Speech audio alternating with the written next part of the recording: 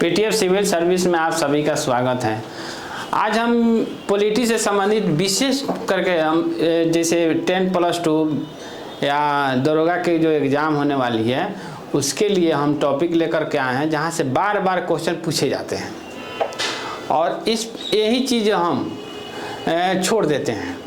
तो इसलिए हमें पॉलिटी से क्वेश्चन बनाने के लिए उनका कुछ महत्वपूर्ण टॉपिक है जो उस पर ध्यान देना है, जिस पर हम चर्चा कर रहे हैं। और मेरा पॉलिटी से संबंधित एक एक जो वीडियो आएगा वो सारे इम्पोर्टेंट बन करके ही आएगा और हम उसी को लेकर के हम आ रहे हैं जो क्वेश्चन हमेशा जहाँ से पूछे जाते हैं।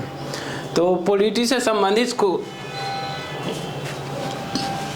टॉपिक है, अनुसूची पर चर्चा करेंगे। जो भारतीय संविधान में कितने अनुसूचियां हैं, भारतीय संविधान में कितने अनुसूचियां हैं और भारतीय संविधान में भाग कितने हैं और भारतीय संविधान में अनुच्छेद कितने हैं।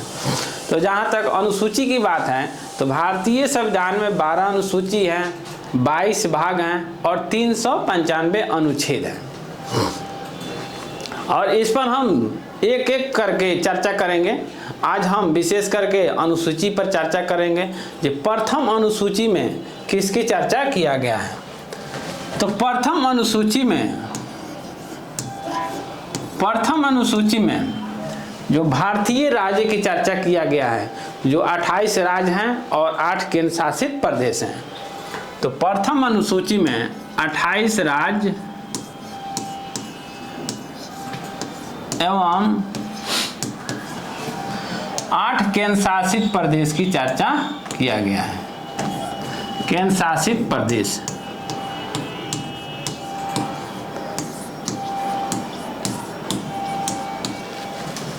प्रथम अनुसूची में पूछा जाता है कि राज्य की चर्चा किस अनुसूची में किया गया है। तो यानी प्रथम अनुसूची में राज्य की चर्चा किया गया है और प्रथम अनुसूची में केंद्र शासित प्रदेश की चर्चा किया गया है। दूसरी अनुसूची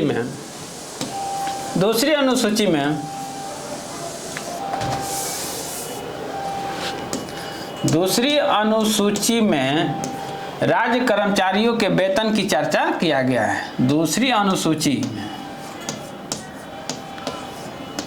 अनुसूची में राज्य के कर्मचारियों की वेतन की चर्चा किया गया है। वेतन भत्ता की चर्चा किया गया है। राज्य के कर्मचारियों की जो वेतन भत्ता मिलता है दूसरी अनुसूची के अनुसार ही तय किया जाता है कि किसको कितना वेतन भत्ता मिलेगा। यह स्पष्ट है। और तीसरी अनुसूची में राज्य के जो कर्मचारी हैं और जो भी शपथ लेते हैं उनकी चर्चा किया गया है। जो शपथ लेने का क्या प्रावधान है, यह तीसरी अनुसूची में इनकी चर्चा किया गया है। शपथ ग्रहण की चर्चा भारतीय संविधान के तीसरी अनुसूची में किया गया है। यहाँ तक क्लियर है। और यहाँ से अनुसूची पर खास करके अनुसूची तो छूटना ही नहीं चाहिए। और अनुसूची से एक क्वेश्चन बार बार पूछे जाते हैं किसी भी एग्जाम में, एसएससी के एग्जाम दे रहे हो या दरोगा के एग्जाम दे रहे हो या किसी अदर स्टेट का एग्जाम दे रहे हैं, उसमें अनुसूची से क्वेश्चन पूछे जाते हैं। यहाँ से बार बार पूछे गए हैं क्वेश्चन। चौथी अनुसूची में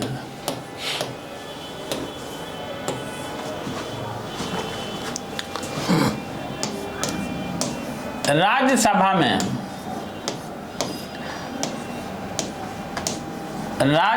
में सीटों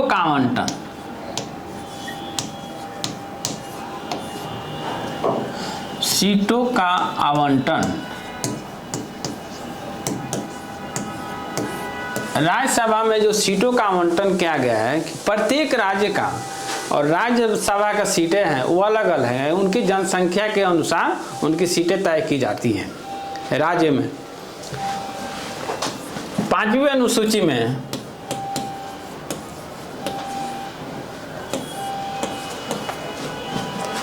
अनुसूचित जाति अनुसूचित जाति, अनुसूचित जनजाति, अनुसूचित जनजाति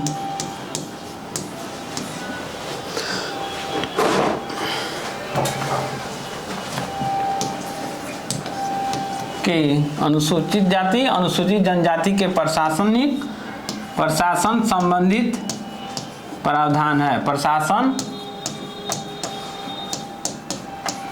संबंधित प्रावधान है। पांचवी अनुसूची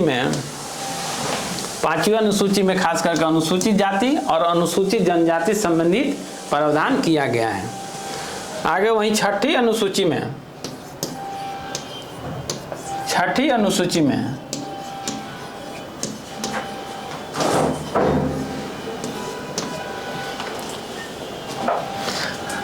खास करके मेघालय पूर्वोत्तर का जो राज्य है, छठी अनुसूची में मेघालय, त्रिपुरा,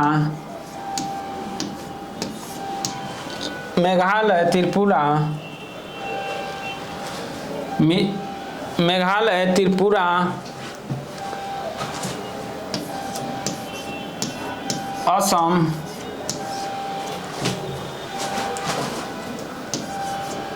मिजोरम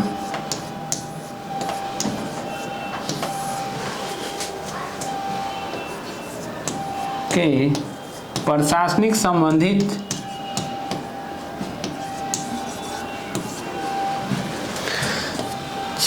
छठी अनुसूची में मेघालय, त्रिपुरा, असम, मिजोरम के प्रशासनिक संबंधित प्रावधान किया गया है कि जो पूर्वोत्तर राज्य के हैं मेघालय, त्रिपुरा, असम, मिजोरम, उनके जो प्रशासनिक व्यवस्था को जो संचालन किया जाता है छठी अनुसूची के अनुसार ही किया जाता है। सातवीं अनुसूची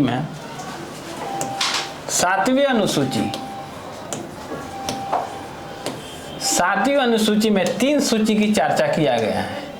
7वीं अनुसूची में 3 सूची। यहाँ एक क्वेश्चन कितनों बार पूछा गया है एसएससी के एग्जाम में कि 7वीं अनुसूची में 3 सूची की चर्चा किया गया है। वो 3 सूची कौन कौन सी है?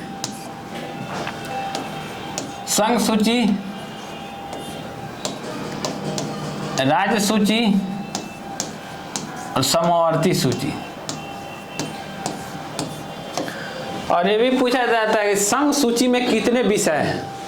तो संघ सूची में मूल संविधान में 97 विषय थी। संघ सूची में 97 विषय, लेकिन वर्तमान में इसमें 100 हो गया है। संघ सूची में 97 विषय थी जो वर्तमान में 100 हो गया है। राज्य सूची में 66 विषय थी जो अब 61 हो गया है। राज्य सूची में 66 विषय थी जो वर्तमान में 61 हो गया है। वहीं समवर्ती सूची में 47 विषय थी। समवर्ती सूची में 47 विषय थी जो वर्तमान में 52 हो गया है। संघ सूची में 97 विषय थी, वो वर्तमान में 100 हो गया है। राज्य सूची में 66 विषय थी जो वर्तमान में 61 हो गया है। समवर्ती सूची में 47 विषय थी जो वर्तमान में 52 हो गया है। यहाँ तक क्लियर है। 8वीं अनुसूची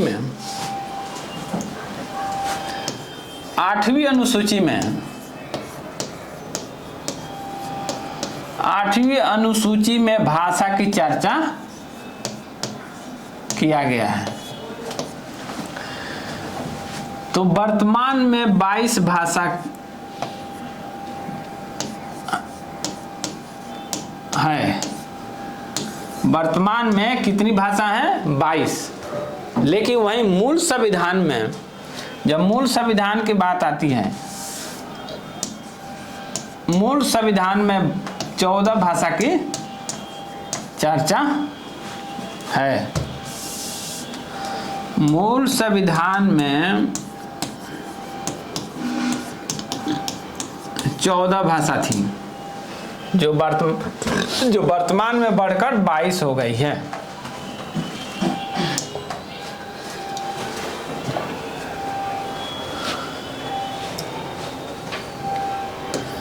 इक्कीसवीं संविधान संशोधन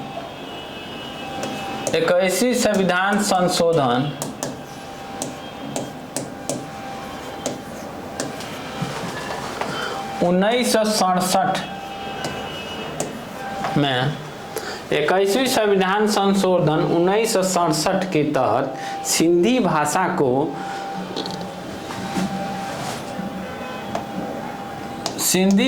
को शामिल किया गया।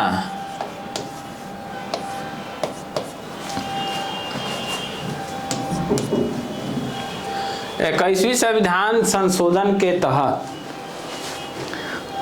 8वीं अनुसूची में जो 22 भाषाएं जो की चर्चा, उसमें 1967 में 21वीं संविधान संशोधन के तहत सिंधी भाषा को शामिल किया गया है। 71वीं संविधान संशोधन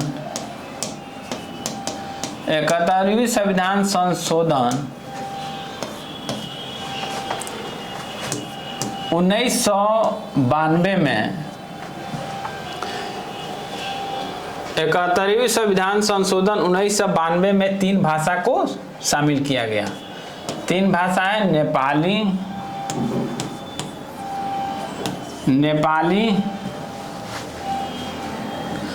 नेपाली हो जाएगा और मणिपुरी,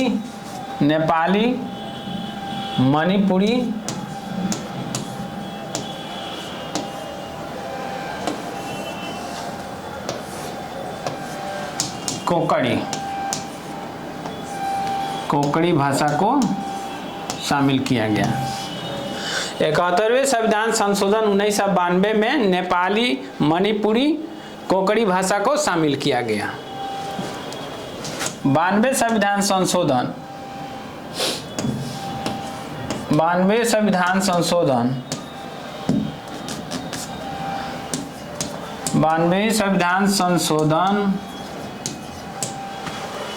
2003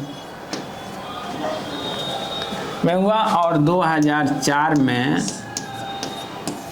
भारतीय संविधान में 4 भाषाओं को शामिल किया गया, जैसे बोडो,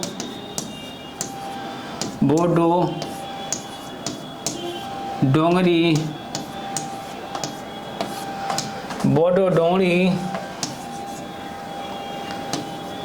मैथिली, संथाली। तो 92 संविधान संशोधन 2003 के तहत 2004 में भारतीय भाषा में बोडो, डोंगरी, मैथिली, संथाली को शामिल किया गया। यहाँ से बार-बार क्वेश्चन पूछा गया है एसएससी के एग्जाम में, दरोगा के एग्जाम में या अदर पीसीएस स्टेट के एग्जाम में पूछा गया है यहाँ से क्वेश्चन। 9वीं अनुसूची में राज्य द्वारा 9वीं अनुसूची में राज्य द्वारा भूमि अधिग्रहण संबंधी नीति है।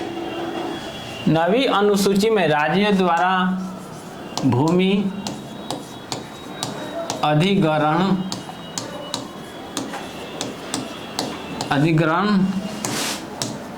संबंधी नीति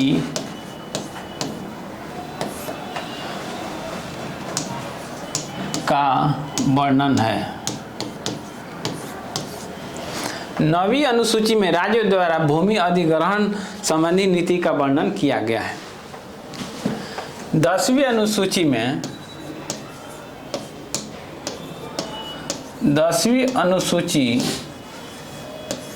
दल बदल कानून लागू किया गया। दल बदल कानून लागू किया गया, कब किया गया? 1985 में। दल बदल कानून 1985 में लागू किया गया। 92वें संविधान संशोधन, 92वें संविधान संशोधन, 92वें संविधान संशोधन के तहत दल बदल कानून लागू किया गया।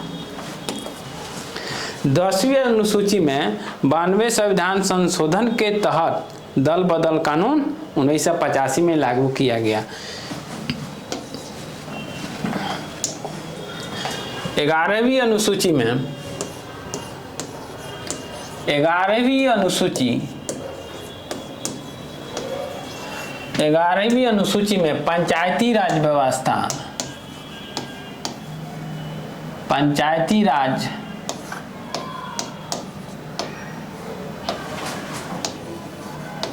व्यवस्था की चर्चा है। 11वीं अनुसूची में पंचायती राज व्यवस्था की चर्चा है, जो 73वें संविधान संशोधन, 73वें संविधान संशोधन 1992 में, 73वें संविधान संशोधन 1992 में पंचायती राज व्यवस्था को लागू किया गया और प्रथम बार राजस्थान के नागौर में लागू किया गया 1959 में। 59 में राजस्थान के नागौर जिले में, राजस्थान के नागौर जिले में लागू किया गया और दूसरी बार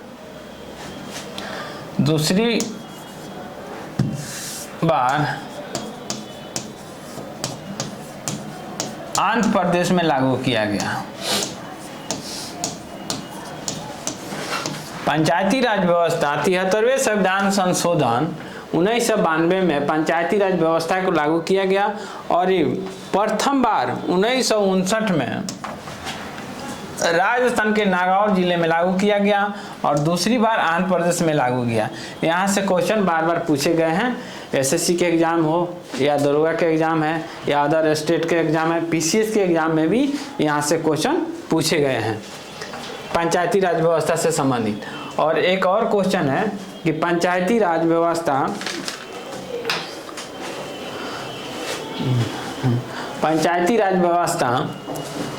किस राज्य में लागू नहीं है। जैसे पूर्वोत्तर के राज्य के देखें, नागालैंड, मेघालय, मिजोरम, तो नागालैंड, मेघालय और मिजोरम में पंचायती राज व्यवस्था लागू नहीं है। केंद्र शासित प्रदेश दिल्ली में पंचायती राज व्यवस्था लागू नहीं है। नागालैंड,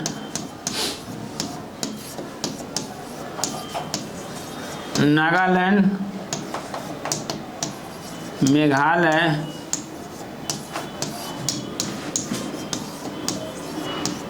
मिजोरम तथा केंद्र शासित प्रदेश दिल्ली, केंद्र शासित प्रदेश दिल्ली में पंचायती राज व्यवस्था लागू नहीं किया गया है। ये क्वेश्चन पीसीएस एग्जाम में पूछा गया है कि किस राज्य में पंचायती राज व्यवस्था लागू नहीं किया गया है। तो नागालैंड, मेघालय, मिजोरम और केंद्र शासित प्रदेश दिल्ली और भारतीय राज्य जितने हैं, संपूर्ण भारतीय राज्य में पंचायती व्यवस्था लागू किया गया है। किंतु 4 स्टेट है जहां पंचायती राज व्यवस्था लागू नहीं किया गया है। 12वीं अनुसूची में 12वीं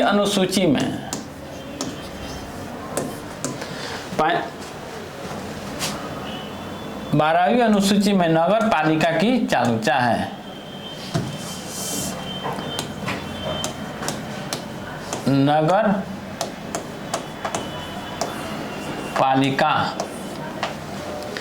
12वीं अनुसूची में नगर पालिका की चर्चा है।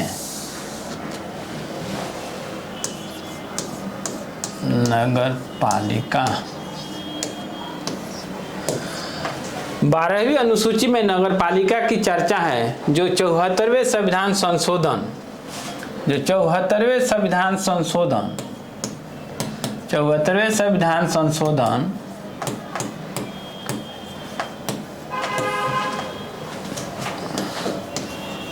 1992 में लागू किया गया। 12वीं अनुसूची में नगर पालिका को लागू किया गया 74वें संविधान संशोधन 1992 में। और ये अनुसूची से जो ये टॉपिक जो हम कराए हैं, हम आशा करते हैं कि यहाँ से एक क्वेश्चन भी नहीं छूटना चाहिए। और इस पर खास करके ध्यान देने की ज़रूरत है कि यहाँ से बार बार क्वेश्चन पूछे गए हैं। एसएससी के एग्ज़ाम हो या बिहार दरोगा के एग्ज़ाम हो या अदर स्टेट पीसीएस का भी एग्ज़ाम हो, यहाँ से एक क्वेश्चन इम्पोर्टेंट रहते हैं और यहाँ से पूछे ही जाते हैं। ये मेरा दावा है। अगर आपको विश्वास नहीं है तो प्रीवियस ईयर का क्वेश्चन बैंक निकाल करके देखिए जहाँ से एक क्वेश्चन है कि नहीं है। और अच्छा टॉपिक लगे तो अपने दोस्तों में अधिक से अधिक शेयर करें और लाइक करिए। धन्यवाद।